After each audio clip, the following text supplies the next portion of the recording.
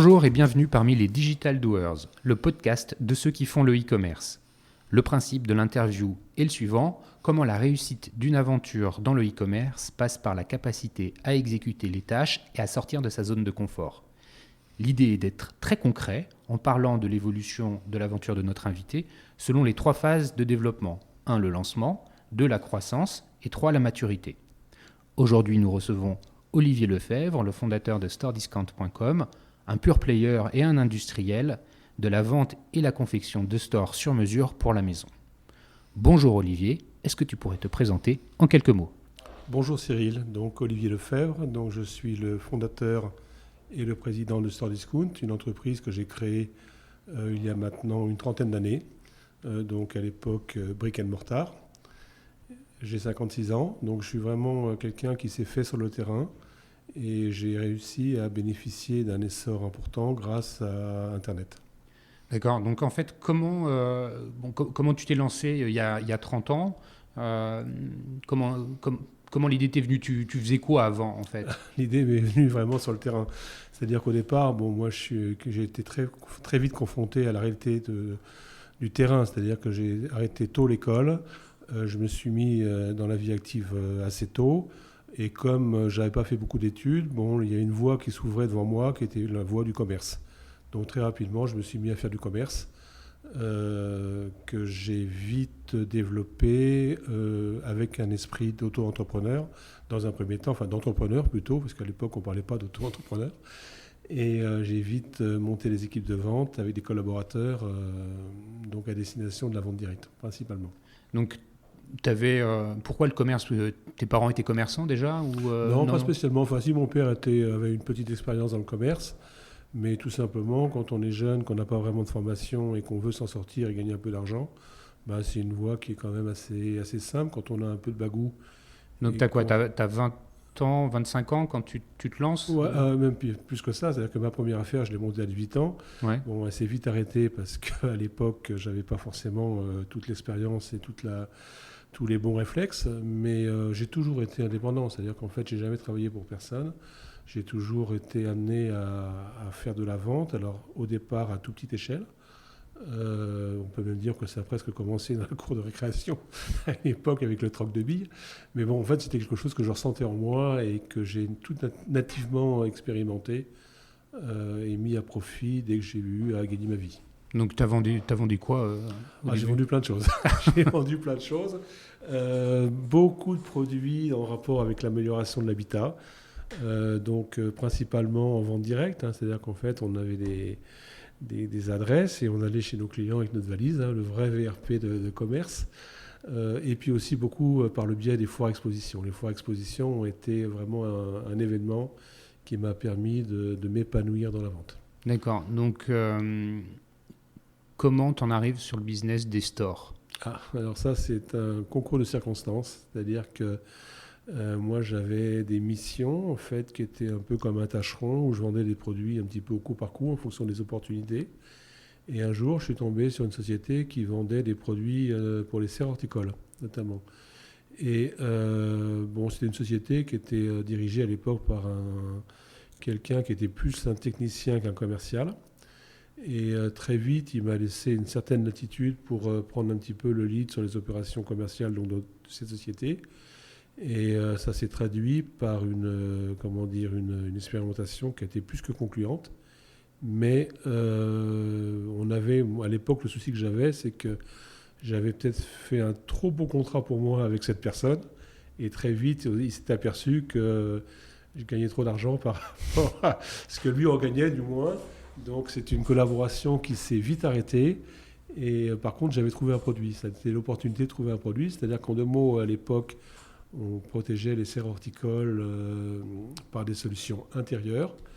Et par un concours de circonstances, on a été amené à mettre ces produits dans des vérandas, donc sur un usage domestique. Et à l'époque, Donc c'était comme des stores géants qui venaient protéger les serres du soleil, c'est ça ? C'est un petit peu ça. Mais aujourd'hui, à l'époque, on était en 87, les vérandas n'étaient pas les vérandas qu'on connaissait aujourd'hui. Les vérandas étaient faites avec des matériaux très simples. C'était un produit qui marchait très bien, qui était en plein essor. Mais les gens qui se faisaient installer des vérandas ne pouvait pas l'utiliser de la façon, ou du moins pour la façon dont il l'avait acheté. Il y avait un phénomène d'effet de serre qui était important, et tous les produits qui existaient à l'époque étaient des produits où on protégeait par l'extérieur. Nous, on travaillait avec une toile qui était un tissage de fil d'aluminium et de polyester, et la partie aluminisée protégeait la véranda tout en étant placée à l'intérieur. Donc avec une mise en œuvre qui était beaucoup plus simple, des produits qui étaient beaucoup plus résistants puisque toujours à l'abri, et une protection permanente pour le chaud comme pour le froid. Donc là, tu es donc chez cet entrepreneur, dans cette entreprise. Pas longtemps, puisque pas longtemps. J'ai vite pris donc tu prends le large, voilà. Tu crées ta propre structure. Absolument, dans mon garage. Tout seul. Tout seul, dans mon garage, comme un grand. Et donc tu te sources auprès de fournisseurs. Oui, comment tu fais là? C'est un peu particulier, parce qu'à l'époque, le produit qui était la base du concept était un produit qui était fabriqué que par une entreprise. À l'étranger. Donc là, je prends mon courage à deux mains, je prends ma petite valise, je prends mon avion, je vais voir... je trouve déjà l'agent de l'entreprise qui était en France, je lui explique un peu mon histoire, et on va tous les deux, on prend le premier avion et on va voir l'industriel, qui me fait confiance et qui me donne la possibilité de distribuer cette matière, en fait, d'acheter cette matière pour fabriquer mon produit. Donc après, tu vas le vendre. J'imagine que... tu développes un réseau pour vendre ça? Oui, alors avant d'avoir un réseau, je le vends déjà, je suis vraiment dans la micro-entreprise. Hein. C'est moi qui fais un peu tout. Hein. C'est moi qui va chercher mes clients. Une fois que j'ai trouvé mes clients, c'est moi qui confectionne ma toile, en m'arrangeant avec un confectionneur local, hein, mais je fais vraiment tout de A à Z et c'est moi qui l'installe chez mes clients. Donc c'est vraiment de la comment dire. Bon, c'est artisanal. C'est très très artisanal. Ça dure combien de temps? Ça dure 2-3 ans. Il y a un marché qui se développe parce qu'on a eu la chance d'être sur un marché qui, lui, était en pleine expansion. Le marché de la véranda démarrait. Donc là, on est en 1987. 87. Oui, voilà, tout à fait. Donc là, tu trouves tes premiers clients auprès de particuliers? Oui, alors on avait l'approche qui était un peu ciblée, c'est-à-dire qu'à l'époque, pour construire une véranda, il faut déposer un permis de construire ou faire une déclaration de travaux. Donc avec mon côté un petit peu débrouille, je vais au ministère de l'Équipement, j'arrive à trouver les coordonnées de toutes les personnes qui ont déposé des permis ou des déclarations pour faire des vérandas, des débrouillards on va dire. C'est un peu l'école de la rue, hein, des gens qui... Voilà, donc je récupère des fichiers relativement importants et surtout très ciblés, sur lesquels on envoie donc, j'envoie un mailing, puis je prends mes rendez-vous moi-même dans un premier temps. Et puis je vais faire mes rendez-vous et puis je trouve mes premiers clients comme ça. Donc là, ça dure combien de temps cette aventure seule? Ça dure 2 ans. 2 ans. Et au bout de 2 ans, qu'est-ce qui se passe? Ce qui se passe, c'est qu'il y a un marché qui se développe, donc il y a une demande qui est importante. Donc on commence à regarder un petit peu, je commence à regarder comment trouver des gens pour m'aider. Donc dans un premier temps, j'utilise mes réseaux, donc des gens avec lesquels j'ai partagé des expériences sur d'autres produits. Et puis alors avec la particularité que, contrairement à ce que je faisais avant, moi, on ne faisait que de la vente. Là, j'ai quand même de la fabrication. De la fabrication. Alors, quand on parle de fabrication, on va dire que c'est de l'assemblage, du gros assemblage, on va dire, plutôt que de la fabrication. Mais très rapidement, je me prends au jeu d'innover, je développe des mécanismes, et puis je découvre l'environnement, l'environnement du store. À l'époque, je prends ma voiture, je n'avais même pas de voiture commerciale, c'était une voiture particulière, avec une galerie, et je m'en vais rue Richard Lenoir, où il y avait... Richard Lenoir, pourquoi? Parce que c'est là où il y avait tous les tapissiers à l'époque, tous ce 11e, où il y avait des bonnes adresses, où on allait chercher ces pièces coup par coup quasiment pour monter nos produits. D'accord, voilà. Donc là, au bout de 2-3 ans, tu as besoin de faire grandir l'entreprise, voilà, de trouver plus de clients, peut-être un atelier plus adapté? D'une part, un atelier plus adapté, et puis le côté un petit peu challenger que j'ai moi, c'est d'aller faire plus de business et donc d'aller un peu plus loin. Et c'est là où on adhère aux foires expositions. Vous savez, dans toutes les foires de France, il y a des foires expositions. Donc on monte une équipe de foires avec un stand. Donc à l'époque, j'opte pour une solution qui était assez flexible, qui était celle des agents commerciaux. Les agents commerciaux, c'est un peu des tâcherons, c'est facile de travailler avec eux, c'est facile d'arrêter si ça ne correspond pas. Donc on monte un parcours de foire avec des agents commerciaux pour vendre ce produit. Et en parallèle, on sous-traite pour l'installation et pour l'assemblage. C'est-à-dire où je n'allais pas continuer moi à faire comment dire, toute la confection et l'installation. Donc, on prend sur le modèle des indépendants, donc on prend des artisans qui sont plutôt des gens qui touchent un petit peu à tout, à qui on propose le deal suivant, c'est-à-dire que nous on apporte le client. Une fois que le client est apporté, lui va donc prendre ses mesures, va assembler la matière et après installer le produit qu'il a lui-même assemblé chez le client. Ok, voilà. Donc là, tu développes l'entreprise pendant combien de temps ? Je développe l'entreprise pendant une bonne dizaine d'années, c'est-à-dire que même un peu plus. T'arrives quoi, dans les années 2000, un peu Voilà, avant absolument. C'est-à-dire que les grandes dates, c'est quoi ? C'est au départ la découverte du produit 87, l'expérimentation en tant qu'artisan, on va dire jusqu'à 90, une phase, on va dire pas industrielle, mais un peu de gros artisans, on va dire, avec quand même une logique de sous-traitance jusqu'à 2000. Là, tu fais quoi comme chiffre d'affaires ? Alors à l'époque, on est en francs, donc je me remets tout ça en francs, c'est aujourd'hui un peu compliqué.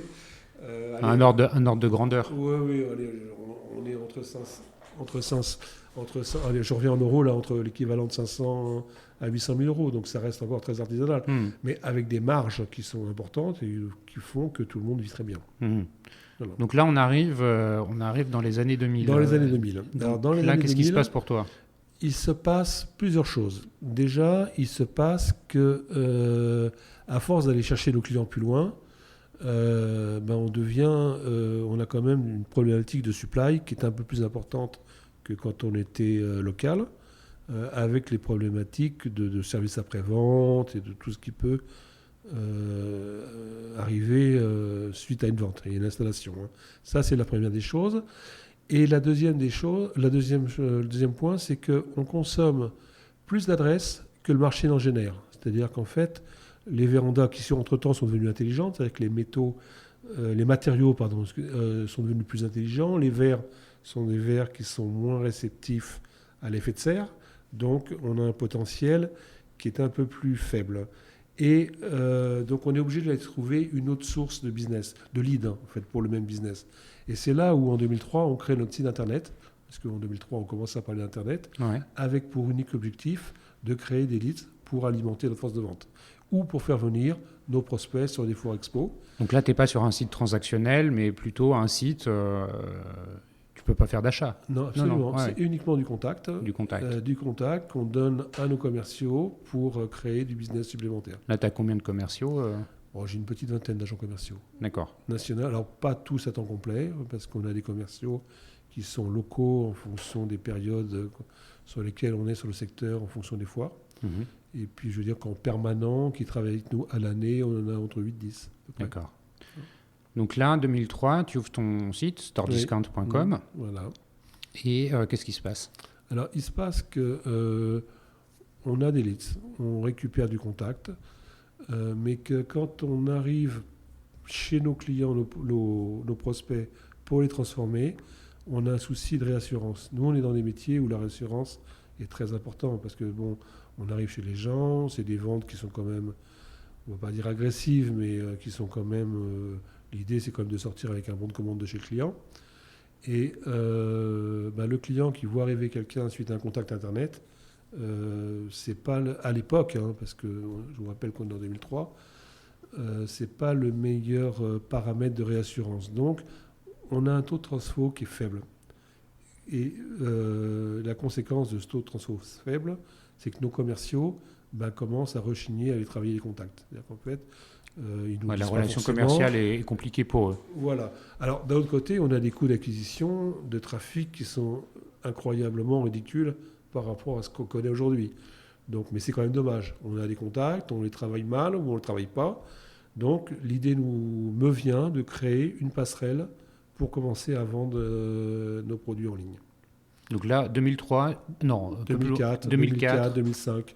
Donc 2005, là, tu te dis, je vais finalement faire de mon site un site transactionnel. Entre autres. C'est-à-dire que d'un côté, il continue à garder des contacts pour les gens qui ne veulent pas faire la transaction, quand même. Mais la vocation du site devient de faire du business un peu online. Là, tu peux me rappeler quel est le catalogue produit ? Qu'est-ce que tu vends ? Alors, au tout 2004, début, là. en 2004, on vend l'offre véranda, enfin protection pour véranda, et uniquement l'offre protection pour véranda. Mais bon, à cette époque, je suis quand même dans le monde du store depuis une quinzaine d'années, un peu plus de 15 ans. Donc j'ai créé du réseau et c'est facile pour moi de mettre des produits additionnels, toujours en sur-mesure, hein, parce que je vous rappelle que le propre de Store Discount, c'est de vendre une offre exclusivement sur mesure. Donc, c'est ce qui m'intéresse de Oui. t'entendre dire. C'est du sur-mesure. Mm. En 2004, là, quand tu fais évoluer ton site internet, Oui.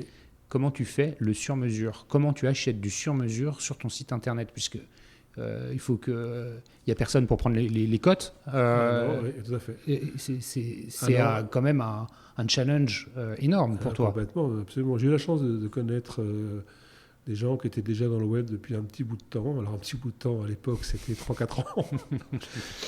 Mais qui avaient une façon d'aborder le business online assez novatrice. Et avec eux, on développe un configurateur, on développe une arborescence en fait IT qui permet de proposer une offre sur mesure. Là, tu as besoin de fonds, c'est sur fonds propres ou C'est comment tu sur fonds finances? propres, parce que Sur j'ai une fonds propres. activité qui reste rentable. On est quand même sur des problématiques, bon, certes, qui sont un peu complexes par l'offre sur mesure et la création d'un configurateur, mais d'un autre côté, on peut tout se permettre. C'est-à-dire qu'on n'a pas besoin d'avoir des outils qui soient... on est un peu au Far West, c'est-à-dire on en est au tout début de tout, donc on peut tout se permettre, et tout ce qu'on récupère, c'est du plus par rapport à ce qu'on fait. Donc on ne se pose pas tellement la question de la perfection, mais on a quand même à ce moment-là l'avantage d'avoir une très bonne connaissance de ce qu'attendent nos clients. Et on va... comment je vais pouvoir vous exprimer ça? On va dans le détail, c'est-à-dire on développe un site avec un configurateur qui est très rassurant pour les clients sur la façon dont ils vont prendre les mesures. Ouais, parce que toi-même, tu les as déjà prises, donc tu sais comment il faut faire et finalement, tu donnes des bons conseils sur la prise de cote. Absolument, c'est exactement ça. D'accord. Donc là, finalement, tes clients, bon, j'imagine que tu les recrutes avec des campagnes d'acquisition classiques. Complètement, mais encore une fois, là, c'est beaucoup moins cher. Pour l'anecdote, moi, j'ai un souvenir qui est marrant aujourd'hui. Je me rappelle comme si c'était hier. J'ai ma web agence à l'époque qui m'appelle et qui me dit Olivier, tu sais, Google vient de sortir un truc génial. Maintenant, en payant, tu peux être en tête. Quand on y pense aujourd'hui, c'est quand même extraordinaire. Et à l'époque, avec des budgets mais qui étaient ridicules, on était en tête de... Et tu avais des concurrents déjà à l'époque? Très peu. Très peu. On avait un concurrent qui avait pris, lui, le fil avant nous, mais qui était exclusivement B2B. Donc lui, l'idée, c'était de réacheminer les leads sur un réseau, alors plutôt lui physique, plutôt que de revendeur. Donc là, tu lances ton activité, configurateur. Voilà.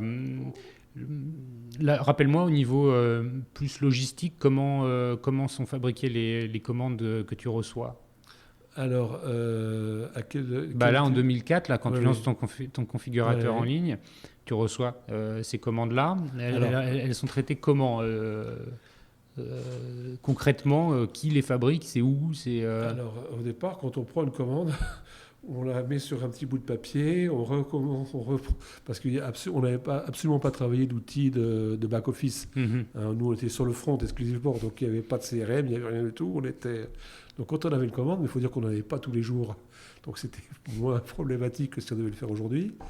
On reprenait nos dimensions et puis on envoyait à l'époque un fax, parce qu'on travaillait comme en fax avec nos fournisseurs directement pour dire en dehors des produits qu'on continue à fabriquer nous-mêmes, qui étaient les produits pour véranda, les produits additionnels qu'on avait mis dans la famille des stores sur mesure avec des fournisseurs qui étaient des gens qu'on connaissait et avec lesquels on communiquait par fax, qui après une fois que les produits étaient fabriqués... Ils étaient fabriqués où? En France? Alors on était déjà sur la Pologne. C'est-à-dire on a toujours eu la Pologne est un pays qui est très avant-gardiste sur les stores et surtout ils savaient déjà fabriquer à bon marché. Donc on avait déjà des... Donc là, tu envoies ton fax à ton fournisseur en Pologne, il fabrique. Il t'envoie à toi la commande ou il livre directement le client? Alors à l'époque, on va dire que les premières commandes, il me les envoyait à moi et on les a envoyées au client. On a vite fait en sorte qu'il les envoie directement au client. Et tu as une équipe de combien de personnes là, pour s'occuper de l'activité web là, à ce moment-là? Web, on est encore à l'époque avec une web agency. Donc, Le service client, comment tu fais? alors le service client, c'est 3 collaborateurs. C'est 3 collaborateurs qui s'occupent de faire le service client. Mais tout est à la mano. On n'a pas d'automatisme, on n'a pas de... Donc, mais on est encore vraiment sur des volumes. Pour te donner une idée, en 2005, en termes de business, le e-commerce va représenter, 2005-2006, peut-être entre 8 à 10% de notre chiffre. D'accord. Donc on est vraiment... Tu parlais de réassurance. Oui. Quand tu as un vendeur qui vient à ton domicile, bon, tu es obligé de réassurer. Quand tu es seul face à ton écran et ton configurateur, on peut imaginer qu'un certain nombre de clients se trouvent un peu démunis, surtout au début, et qu'ils aient le réflexe du coup de fil, du téléphone. Oui. Donc c'est pour ça que je te parle du service client, puisque je pense qu'il doit y avoir un paquet d'appels en avant-vente pour aider à l'utilisation du configurateur. Oui, tout à fait. Donc dès le départ, ça c'est une organisation, même si elle est un petit peu artisanale, qui est clé dans le dispositif. Oui, tout à fait. Mais ça, on l'a mis en place en le vivant. C'est-à-dire qu'au départ, déjà, par rapport aux ventes qu'on faisait à domicile, on était sur des paniers qui n'étaient pas du tout comparables. On était qui étaient beaucoup, beaucoup plus faibles. Donc le phénomène de réassurance était quand même moins fort à mettre en place. Et puis, on avance, on est déjà 2-3 ans plus tard. Le e-commerce, on commence à en parler de plus en plus. Donc on arrive à avoir des taux de transfo et une relation client qu'on arrive à gérer encore de façon artisanale. Donc là, on arrive vers 2007, 2008. 2007. Ouais. Alors en parallèle, nous, on a un autre souci, c'est qu'on était à l'époque en région parisienne, à Suresnes, une région qui n'était pas spécialement adaptée à la logistique. Chaque fois, les camions, les machins, c'est assez compliqué. Donc on se trouve confronté à la recherche de nouveaux locaux. Et puis, on essaie de regarder un petit peu un environnement qui soit un peu propice au e-commerce. Mais à l'époque, le e-commerce, on parle plutôt de VPC. La vente à distance, ouais. Voilà. D'où la recherche de locaux. Et on déménage l'entreprise à Roubaix. Voilà. Alors, parce que c'est le bassin originel de la VPC. C'est un ensemble de choses qu'on fait qu'on était à Roubaix. La mairie a été particulièrement dynamique. Elle nous a mis à disposition des locaux ils ont vraiment mis des choses pour qu'on vienne. On a eu des aides et puis surtout on était en zone franche. Alors je ne sais pas si tu te rappelles ce qu'à l'époque était la zone franche, je ne sais plus maintenant, mais c'était fiscalement et au niveau des charges sociales relativement intéressant. Oui. Tu as trouvé de la main-d'œuvre qualifiée On a trouvé la main-d'œuvre qualifiée dans la fabrication de stores. C'est pas une qualification ultra haute, c'est simplement de la formation. Donc tu as trouvé les ressources nécessaires. Trouvé les ressources nécessaires. Donc là, 2007, tu déménages. Alors on avait déménagé un petit peu avant. On avait commencé à déménager en parallèle en 2005. Mais on était en prévision vraiment d'un début d'activité qui vraiment a démarré en 2007. Là, tu as combien de commandes? C'est quoi les volumes à ce moment-là là À l'époque, aujourd'hui, grosso modo, on est sur 2000-2500 stores jour. À l'époque, on devait être sur 150 à peu près jour. Ah oui. Il y a une saisonnalité quand même dans ton business. Alors, à l'époque, oui, beaucoup moins maintenant parce qu'on a mis des produits complémentaires. Pour lisser cette saisonnalité, mais à l'époque, on a une saisonnalité qui est importante. Et on fabrique encore en grande partie en Pologne. Donc notre plateforme de Roubaix est à la fois une plateforme de production, mais une plateforme logistique où on récupère une sorte de hub, où on récupère toutes nos commandes de nos fournisseurs polonais et qu'on dispatche en s'adossant sur des réseaux qui sont quand même plutôt performants dû au bassin VPCiste qu'on connaît dans le Nord. Donc là, tu as finalement deux activités. L'activité physique avec des VRP ou des commerciaux qui sillonnent la France et qui vont vendre directement auprès des particuliers. Et puis, tu as l'activité e-commerce qui est un peu un agent commercial virtuel qui va permettre à tout à chacun de passer commande grâce à ton configurateur. Exactement. Oui. Comment se passe la relation entre ces deux activités ? Alors justement, c'est là où ça se complexifie. Au départ, très bien, parce que Il n'y a pas du tout de voie de conséquence entre les deux. Sauf qu'à un moment, on parle de plus en plus de store discount. Entre-temps, on intègre la production donc, à Roubaix de 65% de nos produits. Donc on devient plus performant sur les prix, on en vend de plus en plus. Et nos commerciaux nous parlent de plus en plus d'un concurrent nouveau qui arrive, qui est en fait store discount. Et là, c'est un peu compliqué parce que, revenir en arrière, si on ne peut plus, on a déjà mis des choses en place. Entre-temps, et ça a été aussi un un long chemin qu'on a mis en place et qu'on a réinternalisé l'IT, l'entreprise. Alors au départ, on était parti à cette web agency qui nous a bien... Donc là, tu contrôles en fait à la fois la production, la logistique, l'IT, le service client. Le service client, tout en interne. L'acquisition aussi ? L'acquisition, complètement, donc, à 100%. Tu as tout internalisé, finalement, internalisé. Tu n'utilises pas de prestations outsourcées. Non. Donc là, c'est pas ce que je conseillerais aujourd'hui de faire, mais à l'époque, c'est comme ça que les choses se sont faites. Les choses se sont faites, oui. Donc, tu deviens de plus en plus performant. Donc, le site Store Discount est de plus en plus visible, gagne en notoriété, prend du business. Et là, on devine au travers de tes propos que tes commerciaux, ils commencent à tilter un peu. Oui, on a de plus en plus de soucis. Et puis, il faut le dire, on met aussi beaucoup plus d'énergie dans le e-commerce que dans la vente traditionnelle.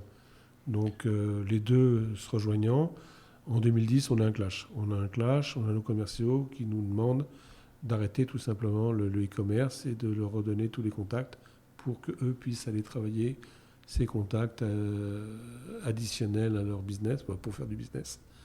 Et là, on dit non, on dit simplement qu'on veut continuer dans l'e-commerce. Là, tu dis, tu es toujours tout seul aux commandes de ton entreprise ? Toujours tout seul. Toujours tout seul. Mais enfin, j'ai déjà avec moi une équipe... Une équipe de managers qui t'accompagne Manager, c'est beaucoup dire. C'est aussi peut-être une des erreurs que j'ai faites, c'est que on a voulu, quand on a mis le pied dans le digital, on a upgradé un peu nos équipes pour aller dans le digital. Donc on a des gens qui font du digital avec nous, mais qui nous apportent pas vraiment... Ils n'ont pas une expertise. Ils n'ont pas l'expertise et l'émulsion qu'on doit avoir dans le digital. D'accord. Donc on a perdu un petit peu de temps, mais enfin bon, c'est une équipe, donc c'est pour ça que je dis on. Et mais bon, donc là, il y a le clash. Il y a le clash, c'est violent. Il y a une sorte de pas du chantage, mais enfin on nous met forme vraiment d'ultimatum. Il faut qu'on choisisse. Ouais.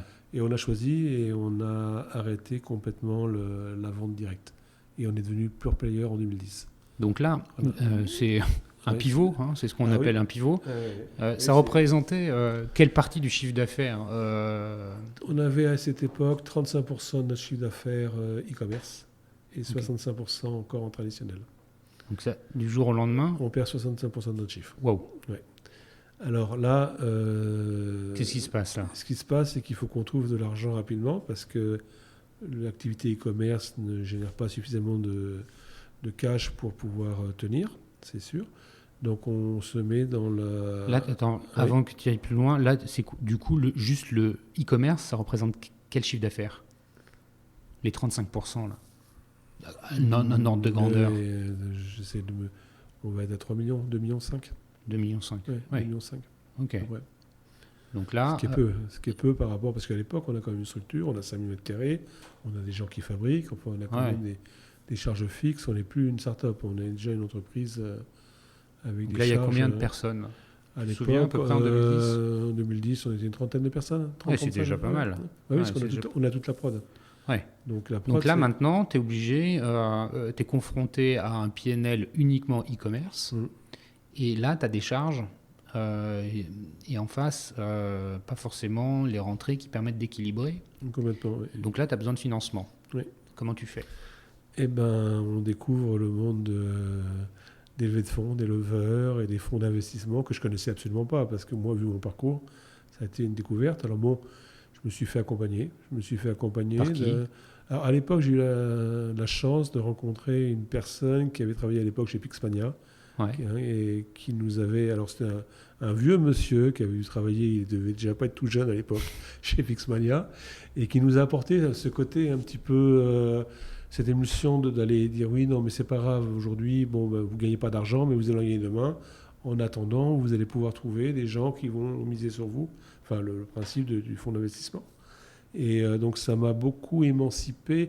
Et là, j'ai changé mon modèle. C'est-à-dire que moi, qui avais toujours gagné de l'argent, qui avait toujours été rentable, plutôt rentable et plutôt paranoïaque sur les questions de cash et de trésor. Là, je me suis un petit peu lâché, certainement un peu trop, parce que je suis rentré un peu dans le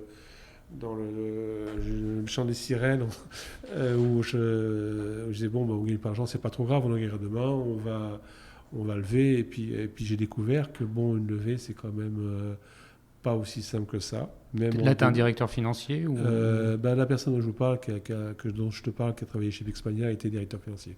D'accord. Voilà, donc c'est lui qui me pilote un peu ça. Moi, j'ai KPMG, qui a déjà une branche de levée, donc je travaille avec eux et on fait notre levée. Voilà. Donc là, on peut dire que c'est un peu quoi, une série A en quelque sorte aujourd'hui, on parlerait de ça. Tu lèves combien? On lève 1,5 million. Ouais, c'est pas mal. C'est pas mal. Ah ouais, on est en ouais. 2011, parce que Ouais. tant que ça se fasse, on est en 2011, dans des conditions plutôt, on va dire, pas trop mauvaises. Pas trop mauvaises. Donc là, tu lèves auprès d'un fonds. Je lève auprès d'un fonds. Tu dis qui c'est?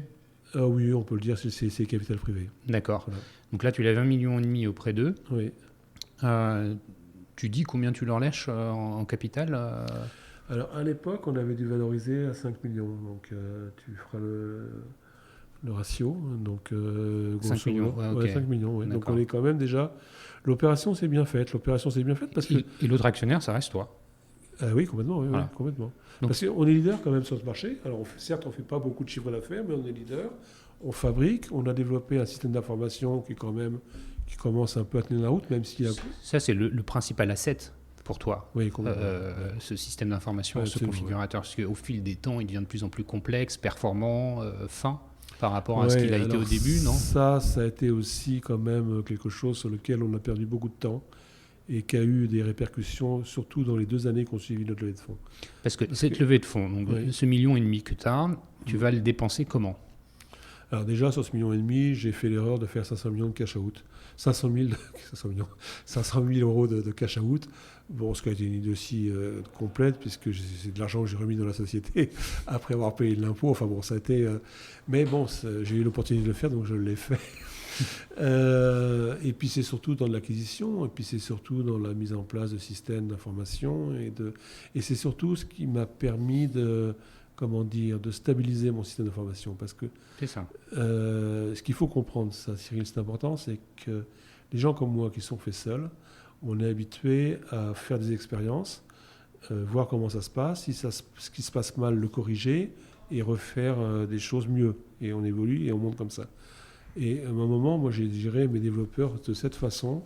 Autant dire que je suis vite rentré dans le mur, parce que les développeurs, si on n'a pas suffisamment de recul, si on ne travaille pas avec des DSI, enfin bon, en AMOA et tout ce qu'on connaît aujourd'hui, c'est très compliqué. Donc on a passé énormément de temps sur 2011 à 2013 à raccommoder, à aller chercher, à corriger des bugs.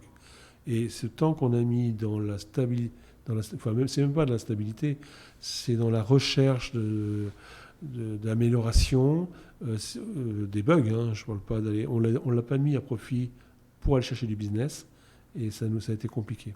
On a eu 2 ans où... Non, j'ai pas été clair. Si, tu as été très clair. Donc, tu avais un système qui était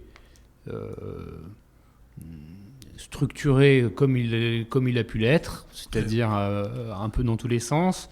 Donc, il a fallu le débugger, le corriger, le cleaner. Ça t'a pris 2 ans. Oui, il a fallu quasiment le refaire, parce que c'est des couches et des surcouches et des surcouches. Mais attends, tu m'évoques le fait que c'était compliqué avant ça de travailler avec l'IT, parce que finalement, tu n'avais pas cette culture-là. Oui. Tu as recruté quelqu'un? Oui, alors au départ, on a recruté un développeur, et puis on a recruté un deuxième, et puis... Et c'est toi qui les gères en direct? C'est moi qui les gère en direct. Et jusqu'à quand? Alors il y a eu jusqu'au moment où on s'est aperçu que c'était plus possible et qu'on allait avoir de sérieux soucis si on continuait comme ça. Ouais. On va dire que ça a été... On a mis une DSI en place, on peut dire ça, à partir de 2015. À partir de 2015. D'accord, donc 2010-2011, je reviens un petit peu en arrière. Ouais. Donc là, tu as l'argent frais qui te permet de développer. Tu investis quand même lourdement dans le SI avec une organisation qui se fait un peu comme ça. Oui. Donc là, on est toujours à Roubaix. Toujours. 2011, 2012, 2013, 2014, il y a une croissance du chiffre d'affaires importante. Oui. Importante. Tu as un taux de croissance annuel, tu te souviens à peu près On est sur 30%. 30%. Oui. Tout en fabriquant. Tout en fabriquant, toujours à Roubaix. Oui, alors en 2013, on ferme Roubaix. D'accord. Et on ouvre la Pologne. Ça a été aussi une étape clé dans l'entreprise. Ah oui, ça c'est fondamental, puisque ça s'ouvre pas comme ça. Comment tu as fait pour aller ouvrir un site en Pologne ? Alors, pareil, un peu le système D, c'est-à-dire qu'effectivement, on n'a pas pris une étude, on n'a pas fait une étude avant, on n'a pas pris un cabinet spécialisé pour calculer et nous faire l'implantation. On avait, nous, un agent historique en Pologne, qui était la personne qui s'occupait de faire la relation entre la société et nos fournisseurs de Pologne. Et cette personne-là habitait en Pologne de l'Ouest, à côté de Poznań. Et quand on a vu, on a échangé avec elle sur les problèmes qu'on rencontrait. On avait deux types de problèmes. On avait des problèmes de production, nous, de notre côté, sur ce qu'on continuait à produire à Roubaix. Et puis, on avait encore de la production qui était en Pologne et sur laquelle on avait pas mal de problèmes. Et le problème qu'on a eu aussi beaucoup avec ces fournisseurs, c'était le système d'information. On n'arrivait pas à mettre un système d'information avec une bonne traçabilité chez eux. Eux trouvaient que c'était très intrusif. Donc à chaque fois, on avait une... C'est-à-dire pour leur envoyer toutes les commandes que vous receviez, en fait. Pour leur envoyer les commandes qu'on recevait, pour savoir où est-ce que les commandes en étaient, pour gérer... Puisqu'on avait une volumétrie qui montait de plus en plus. Et le système D, à partir d'un moment, les effets de bord sont de plus en plus importants. Donc là, tu décides d'aller en Pologne. Tu te rapproches de cette personne, de ce contact-là. Absolument. Et là, qu'est-ce que tu fais ? Tu achètes un terrain, tu fais construire une usine ? Non, je reprends une usine existante, alors qu'il ne faisait pas de store avant, mais une usine avec une infrastructure qui était... et puis, on se lance dans l'aventure polonaise. Donc là, tu es obligé d'investir dans l'outil industriel de confection. Oui, absolument, oui, tout à fait. Il doit y avoir, j'imagine, des machines spéciales. Alors, on a déjà des machines en France. Hein. Donc, tu les emportes tout à fait. En Pologne. On a fait un plan social, parce que là, en 2013, on n'est pas bien. On perd de l'argent. On a le fonds qui commence à être impatient. Donc là, il y a vraiment on a un souci, il faut qu'on trouve une solution et il faut qu'on la trouve vite. Donc on fait un plan social. Combien de personnes qui sont concernées ? On licencie la moitié de l'effectif, c'est-à-dire qu'on a dû licencier 25 personnes. D'accord. Et notamment en production. Et on récupère nos machines et on installe nos machines en Pologne. Donc là, la mise en route, elle se fait en combien de temps ? 3 mois. Ah oui, très rapide. Oui, très rapide. Très rapide. Et là, from scratch, comme beaucoup de choses qu'on a fait. Et donc là, il y a toujours l'enjeu informatique pour que l'usine reçoive les commandes, les traite, que vous soyez, vous, depuis la France, informé du cours de fabrication. Et donc là, il y a aussi c'est pas en 3 mois que tu arrives à trouver un système d'information qui fonctionne on a déjà travaillé sur un système d'information, notamment au moins pour la prod qu'on avait en Pologne. En France. En France, à Roubaix. Et justement, on avait beaucoup de mal à implanter le système d'information avec nos fournisseurs. Donc dès qu'on s'installe en Pologne, on met ce système d'information sur toute la production polonaise. Il y a aussi un enjeu côté fournisseur, puisque les fabricants polonais avec lesquels tu travaillais, tes partenaires, eux-mêmes se fournissaient en matières premières pour pouvoir fabriquer pour toi. Oui, absolument. Donc toi, tu dois faire la même chose en Pologne. C'était les mêmes fournisseurs qui te fournissaient la France à qui tu demandes de livrer en Pologne, ou alors il faut revoir les choses ? On l'a fait en plusieurs temps, c'est-à-dire que dans un premier temps, quand on a monté notre usine en Pologne, on n'a repris que la production qu'on faisait en Pologne. D'accord. En France. Donc pour eux, ça n'a pas changé. Mais progressivement, une fois qu'on s'est installé, une fois qu'on a mis nos lignes en place, on a récupéré petit à petit toute la production. Aujourd'hui, on produit 92% de notre offre e-commerce. D'accord. En interne. Donc 2013, tu fais ça, 3 mois, c'est hyper rapide. Oui, c'est rapide, c'est fastidieux parce que bon, faut recruter les gens, faut. Là, tu passes beaucoup de temps, toi, en Pologne? Ah oui, là, c'est moi qui m'occupe de ça, c'est moi qui gère ça. Donc, je suis quasiment tout le temps en Pologne. Donc, j'ai mon agent qui n'est pas un homme de production, mais qui nous trouve sur place une personne de production. Donc là, tu recrutes un directeur d'usine? Je recrute un directeur d'usine, mais pareil, bon, c'est pas le directeur de la grande usine, hein, c'est un petit directeur d'une petite usine, mais il est bon marché. Et puis, quand on est dans la logique où on est plutôt dans le système D. Donc, on a plutôt... aujourd'hui, si je devais faire ça, même sans moyens, je le ferais différemment. Mais à l'époque, je fais mon apprentissage, encore une fois, en from scratch. Donc, c'est plus facile d'obtenir des choses et de travailler avec des gens avec lesquels on arrive à être proche qu'un directeur qu'on va recruter par une agence. Et, d'ailleurs, bon, à l'époque, au stade où on était, on n'aurait pas trouvé de candidat. Le projet était trop peu avancé pour trouver quelqu'un qui trop aventureux, peut-être. Voilà, donc lui a relevé ce challenge. Bon, ça, on a eu d'autres problèmes après avec cette personne, parce que l'envers de la médaille, c'est qu'il a vite atteint ses limites, et quand on a voulu vraiment passer à la phase industrielle, il était plus performant. Donc là, c'est intéressant. Oui. Là, on arrive pendant 2 ans, c'est ça? Tu travailles avec lui? Oui, alors là, on se projette de 2013 à 2015, 2016, même 3 ans. Ouais. Tu fais évoluer l'outil industriel. Une fois que tu as mis en place la production en Pologne, les conséquences dans le business, elles se voient tout de suite en termes de rentabilité ou Pas encore. Bon, on augmente notre rentabilité, mais à l'époque, on fabrique 60% de notre offre. D'accord. Voilà, donc on a quand même encore une grosse offre qui est sous-traitée. Bon, on simplifie notre supply aussi, puisque notre hub devient en Pologne, donc on est plus réactif. On est plus proche aussi de nos fournisseurs de produits finis, donc on optimise quand même considérablement le service qu'on rend à nos clients. Ça, c'est surtout le gap, il se fait dans un premier temps sur ce point, avant d'être financier. D'accord, donc là, 2013, 2014, c'est quoi l'ordre de grandeur du chiffre d'affaires? Alors en 2013, on doit être grosso modo à 7-8 millions, et en 2015, on doit être à 10-12 millions. D'accord. Donc tu as de plus en toujours plus pas rentable. Hein. De plus en plus de commandes. Oui. Ton service client, il doit grossir aussi de façon conséquente. Oui, là, on a un vrai service client. Ça nous a permis de se recentrer, c'est-à-dire que depuis avoir à gérer la production sur Roubaix, on a vraiment mis des moyens en personnel sur la relation client. Là, tu vends principalement en France. Hein? Oui. Donc là, tu as une équipe de combien une dizaine de personnes à ce moment-là? Oui, une petite dizaine de personnes, entre l'avant et l'après-vente. D'accord, qui fonctionne de 9h du matin à 18h le soir, quelque chose comme ça? C'est ça, oui. Principalement par téléphone et e-mail, j'imagine? Téléphone, chat, email.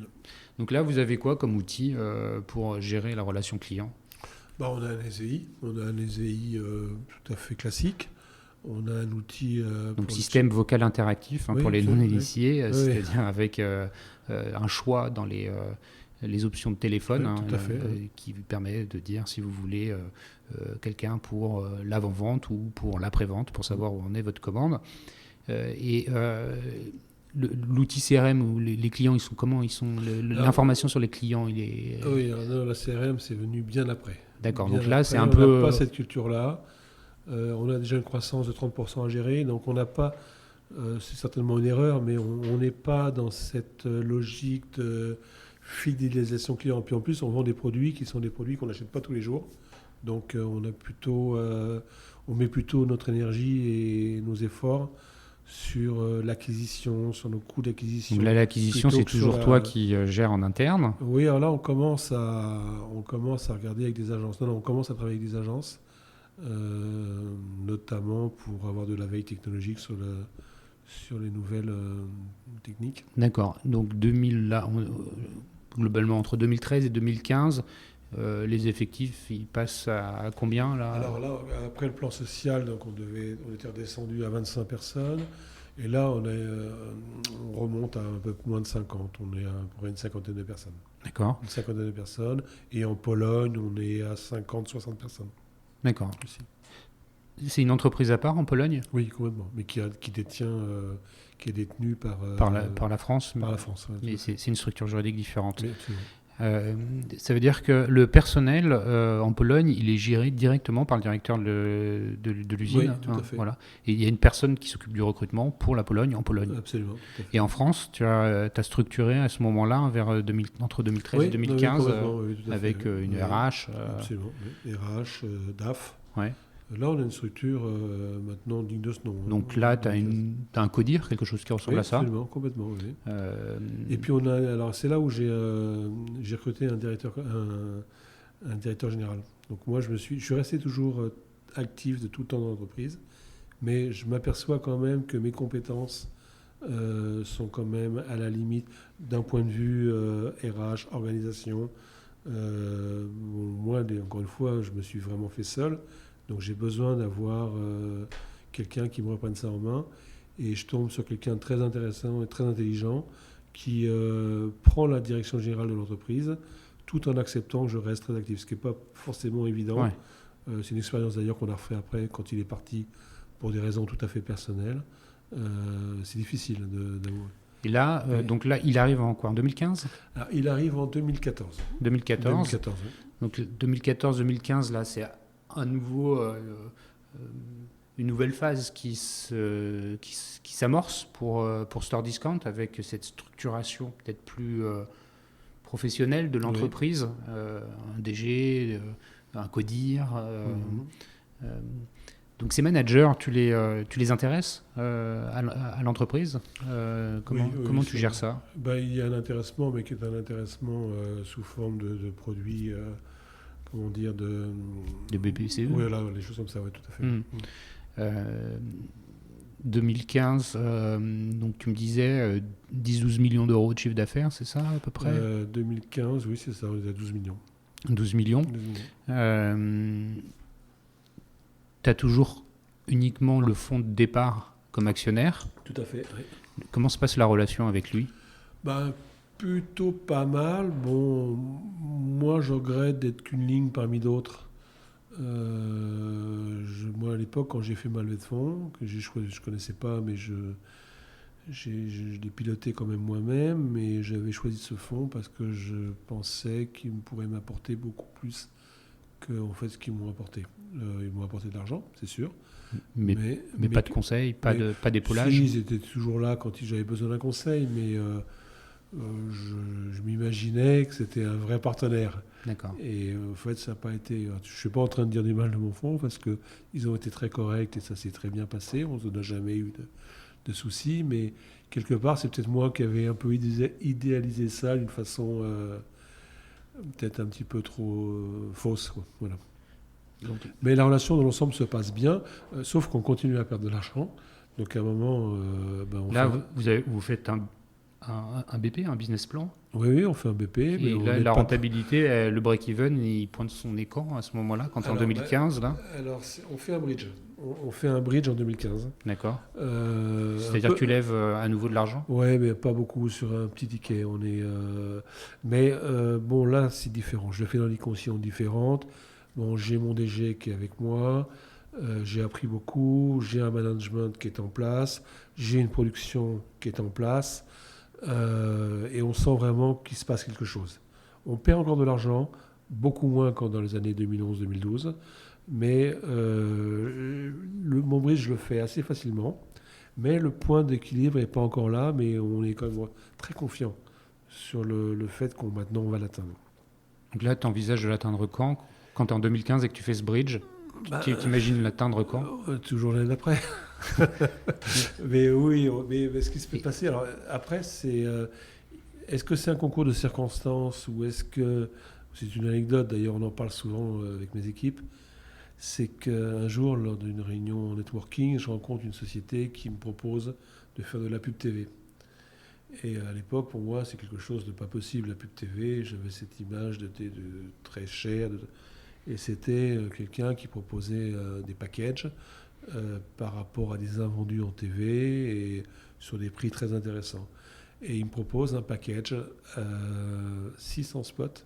600 spots ? Oui, 600 spots de 10 secondes sur BFM pour 150 000 € technique incluse. Bon, voilà. Et ça se passe en une soirée, voilà, comme ça. Et Là, on est à quelle date, là, 2015 ? alors, on est en 2015. On est en 2015. Moi, ça me paraissait très intéressant. Donc, prudemment, je ne donne pas mon goût, bien sûr, tout de suite. Mais je rentre, puis moi, je suis quelqu'un assez fonceur, quoi. Direct. Et je rentre dans mes équipes, je dis, voilà, j'ai trouvé un truc formidable. Et là, chez moi, personne n'y croit.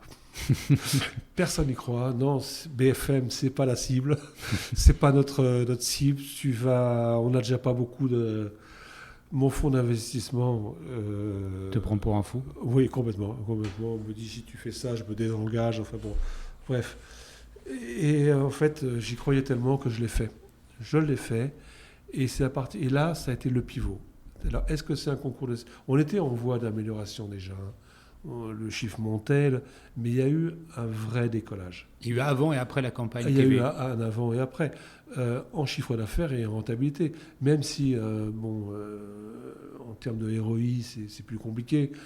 On n'a pas des retours sur investissement, mais ça nous a apporté quelque chose de la noto. C'est ça. Il y a vraiment eu, encore une fois, un avant et un après la pub TV. Et donc, alors je ne sais plus si c'est la campagne. Je crois que c'est la campagne 2016. Oui, ça doit être 2016. Sur lequel on a eu donc ces 600 spots. Donc on a un chiffre d'affaires qui a explosé. Et on a toujours après... Alors déjà, derrière, on a toujours refait de la pub TV. Alors, on travaillait sur 2 campagnes par an. On était principalement sur les périodes de soldes qu'on a appuyé sur la pub TV. Donc là, tu arrives fin 2016. Oui. Et là, on a décollé. Voilà. Fin 2016, tu fais quoi comme chiffre ? Alors en 2016, on devait être à 15 millions à peu près. 15 millions, et t'es pas loin de la renta ? Ah là, on gagne de l'argent, oui. Ok. Ah, oui. Donc là, tu gagnes de l'argent. Oui, parce qu'il y a plusieurs choses qui se sont combinées. On a écrasé notre point mort, donc de par la croissance. La Pologne fabriquait avec une rentabilité. Là, on a plus de volume, donc plus de volume. Des économies d'échelle. Plus de volume, donc on achetait mieux. On avait bien huilé la production, même si on avait encore notre ancien responsable de prod, qui n'était pas forcément le plus performant à l'époque. Mais on est vraiment dans une dynamique qui est complètement différente. Donc 2016, c'est le pivot, ça devient rentable. À un point qu'on rachète notre fonds d'investissement, on fait un LBO. Tu fais un LBO pour racheter la part qu'avait le fonds. Voilà, seul, tu rachètes tout seul ? Oui, tout seul. Tout seul. Oui. Donc tu rachètes. Enfin, je fais un LBO avec une banque. Hein, bien oui, sûr, non, bien sûr, mais je veux dire pas avec les autres managers ou d'autres associés. Non, je fais ça seul. Donc tu fais ça seul. Donc 2016, t'es à nouveau, enfin 2017, tu es à nouveau seul aux commandes de ta boîte. Tout à fait. Oui. 2017, c'était il y a 2 ans à peine. Oui, absolument. Oui. Qu'est-ce qui s'est passé sur ces 2 dernières années ? Ce qui s'est passé, c'est qu'en fait, c'est plus la même boîte. C'est plus la même boîte. J'ai fait mon apprentissage. J'ai une équipe qui aussi a fait son apprentissage, qu'on a bien retravaillé. Tout à l'heure, vous voyez, tu évoquais le fait de travailler les agences ou pas. On est systématiquement dans des montages que moi j'appelle hybrides, c'est-à-dire qu'on a les compétences en interne, mais on travaille avec des agences. On travaille beaucoup en AMOA, en gestion de projet. Donc là, tu fais rentrer de la méthodologie, du processing à l'intérieur de l'entreprise. Tout à fait, oui.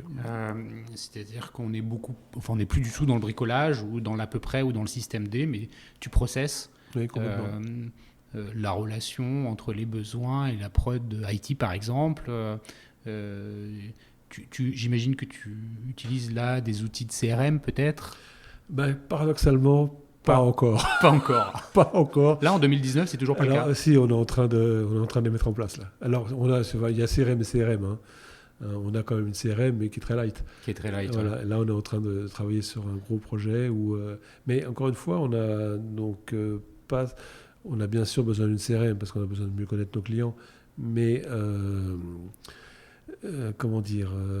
on n'a pas un repeat business qui est fort. Qui est fort et on a des coûts d'acquisition qui restent très très raisonnables. Tu as une idée en pourcentage, le coût d'acquisition ? Ça, c'est un peu confidentiel, je préfère pas communiquer là-dessus, mais je peux te dire qu'on gagne 1 point par an, tout levier confondu par rapport à notre chiffre d'affaires. Tu utilises des solutions de marché, d'optimisation ? Oui, bien sûr, oui, on en utilise ponctuellement ou régulièrement. Tu as des des outils pour ça en tête que Non, pas, parce qu'entre-temps, là j'ai un peu passé la main, j'ai un DSI maintenant qui gère tout ça. D'accord. J'ai quelques outils, mais bon, D'accord. Donc là, 2017-2018, tu professionnalises, tu processes le fonctionnement de la société. Oui, tout à fait. Est-ce que tu penses à l'international à ce moment-là ? Alors oui, on pense à la nationale, mais on a tellement à faire sur le national que ça reste quand même... À l'état de projet ? Oui, ça reste à l'état de projet. Enfin non, c'est même plus qu'un projet, puisqu'on travaille quand même sur des... Tu livres à l'international ? Oui, alors on livre principalement les pays francophones. Bien sûr, que c'est le site est en français. Voilà, le site est en français, donc alors je pense notamment à la Belgique qui marche très fort, aussi quelques pays du Maghreb. On a un projet, notamment sur l'Allemagne, qu'on arrête vraiment dans la dernière ligne droite parce qu'à un moment, on se rend compte qu'on a encore beaucoup de choses à faire en France et que ce serait un peu prématuré d'aller sur l'Allemagne alors qu'on a encore beaucoup de choses à faire. Oui, voilà. Donc tu ne te sens pas les épaules nécessaires pour tout gérer de front et tu préfères stabiliser la France avant de pouvoir penser éventuellement aller ailleurs. Oui, absolument. 2017, fin 2018, tu en es où au niveau des effectifs, en France, en Pologne ? La France se stabilise. J'ai passé une étape, qui est l'étape où on déménage de Roubaix à Villeneuve d'Ascq. Donc on a des bureaux qui sont un petit peu plus sexy parce qu'à Villeneuve d'Ascq, on était dans une ancienne filature, c'était assez... À Roubaix, tu veux dire ? À Roubaix, je veux dire, ouais. Pardon. Donc là, on a des bureaux qui sont plutôt sympas. Et puis, encore une fois, on professionnalise les services. On travaille, encore une fois, sur des solutions hybrides avec pas mal d'agences. Donc, on arrive à stabiliser un effectif autour de 45 positions. Voilà, pour toute l'entreprise. Fin 2018, 45 positions. Voilà, absolument. Et en Pologne, on est, alors, en fonction des saisons, parce qu'on a quand même encore des cycles, on est entre 120 et 130 positions. Tu as toujours la même usine ? Toujours. Sauf tu l'as fait grandir ? Sauf qu'on en a 3. Alors, c'est un peu prétentieux de dire on a notre site principal, qui est le site qu'on a pris en arrivant, et on a 2 autres sites maintenant qui... collés au premier ? Collés, ils sont dans la même ville. Ouais. Et, d'accord. Par contre, on a changé de responsable de prod. C'est ça. Ouais, on a changé de responsable de prod. On a maintenant une équipe qui est issue d'ailleurs de la première vague, qui est rentrée sous ce responsable de prod, qu'on a fait monter. Et avec laquelle on a d'excellents résultats. D'accord. Donc fin 2018, tu as entre 100 et 120 personnes en Pologne en fonction de la saison, c'est ça ? Et en France, 45 personnes qui ont pour mission de piloter l'IT, qui est clé, le système d'information. Si on développe encore en interne. Quand même, oui, bien sûr, mais les 45, elles sont concentrées sur ça, sur le service client. Et le marketing, qui doit représenter quelque chose d'important, plus les fonctions support habituelles. Donc, en chiffre d'affaires, fin 2018, t'en es où ? On est à 18 millions. 18 millions. Fin 2018. Oui. Là, décembre dernier, sur 2018, parce qu'on est en 2019, c'est vrai que le temps passe tellement vite.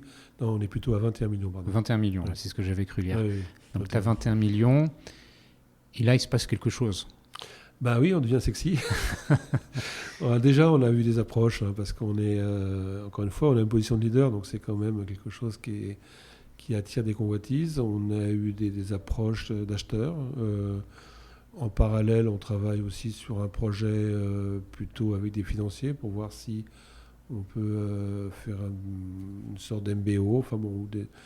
Et puis, on a un industriel sérieux qui s'intéresse sérieusement à nous. On commence à parler ensemble en mars 2018. Bon, à l'époque, c'est encore un petit peu tôt. On n'est pas prêt. Moi, je ne suis pas prêt. On continue à discuter et puis on discute très sérieusement à partir du début d'année 2019. Et on vient de finaliser donc, avec cet industriel, là en mai dernier. Pardon. Voilà, donc il y a un gros mois, un mois et demi. Donc tu vends ton entreprise à cet industriel absolument, oui, tout à fait. Qui est le leader mondial dans les stores, une entreprise Son nom, tu vas me le donner. C'est Hunter Douglas. Voilà, Hunter Douglas. Hunter Douglas, c'est une entreprise. C'est vraiment le leader incontesté dans notre métier.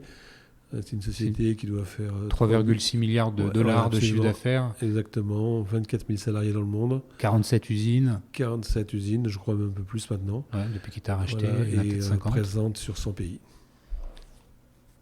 C'est un Néerlandais. C'est un Néerlandais, absolument. Ça s'est bien passé avec eux. Très bien. Qu'est-ce qui a fait que tu as choisi cet adossement plus qu'une autre solution plus financière? À vrai dire, vendre mon entreprise à une société comme Hunter Douglas, je considère que c'est un peu un aboutissement. Je comprends. C'est-à-dire que c'est une société, il faut remettre les choses dans leur contexte. J'ai démarré dans un garage. Tu vends au leader mondial. Et je vends au leader mondial. Moi, cette société, c'est un peu mon bébé. Les gens qui la constituent, je pense à mon codir, mais aussi mes salariés, sont des gens qui sont importants pour moi.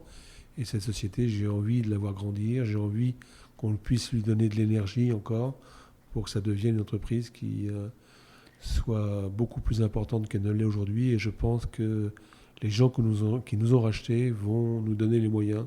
Parce qu'en fait, ils ne sont pas présents en France. Alors ici, ils sont présents en France, mais pas dans le digital. Pas dans Très le digital. peu dans le digital. Oui, c'est une société qui est connue.